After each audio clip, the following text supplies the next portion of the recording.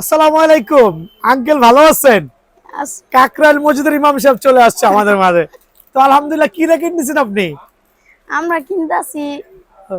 এটা কামরাঙ্গা র্যাকেট কিনছেন? জি। আচ্ছা, এটা টোটাল কত কস্ট পড়ছে?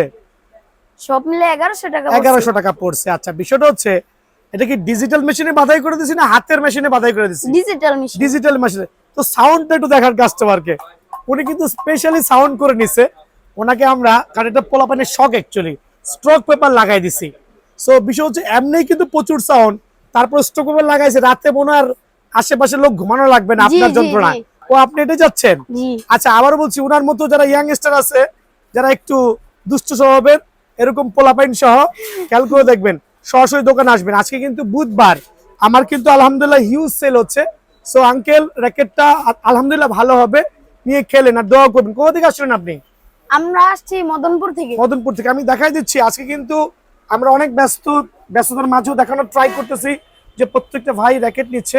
আমার একটা ভাই চিচিংড়ি নিয়েছে, দেখেন এটাও কিন্তু আমরা ডিজিটাল মেশিনে বাধাই করে দিছি। সো ডিজিটাল মেশিনে চিচিংড়ি বাধাই করে দিছি ওনার পছন্দ মতো রিকোয়ারমেন্ট অনুযায়ী। সো এরকম যারা দোকানে আসবেন, সরাসরি দোকানে এসে প্রোডাক্টগুলো কিন্তু অনায়াসে কিনতে পারবেন। সো আঙ্কেল, ভালো থাকবেন, সুস্থ থাকবেন, দোয়া করবেন। আসসালামু আলাইকুম। আলহামদুলিল্লাহ।